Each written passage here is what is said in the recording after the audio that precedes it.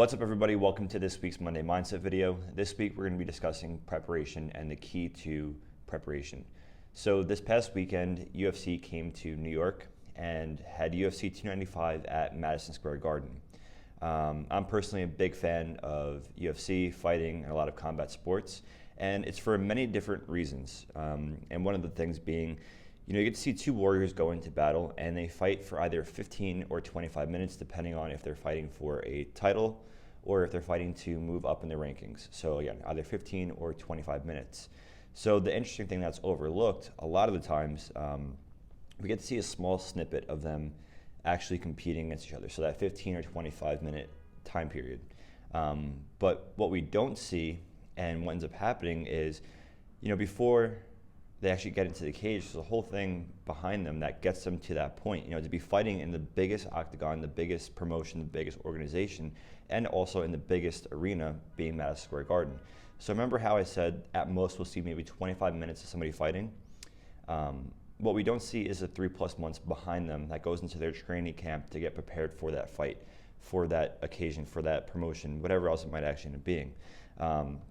So it's about 3 months they go into. So it's camp, and in that camp they work on watching film of the other fighter, preparing themselves both mentally, physically, emotionally.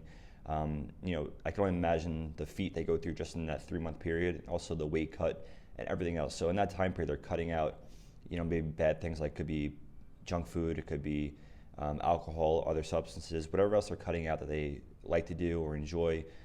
Some even limit time with family and move to different parts of the world or country to actually go ahead and train for this fight.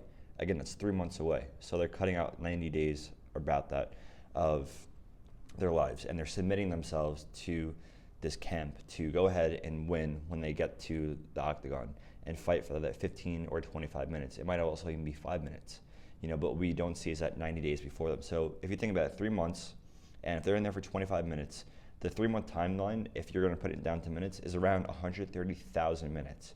So they prepare themselves for, at minimum, for that 3 months, 130,000 minutes to fight for at most 25 minutes. The ratio between those two is absolutely insane. So we're not even taking consideration with that 3 months and 130,000 minutes, the amount of years that it took them just to get to the UFC, or just to get on the actual main card of the fight, or just to get to the Garden. There's so much that goes into preparation to actually get them to that one stage to actually go ahead and fight. Needless to say, the moment they step into the octagon and the cage shuts and that bell rings, everything that they did prior to that doesn't matter anymore because it's already done. So they have to rely on everything they've done in the past 3 months, in the past few years, that's going to be enough work to get them through this fight against the other person. And how much did the person in front of them prepare? It's a constant battle of preparation.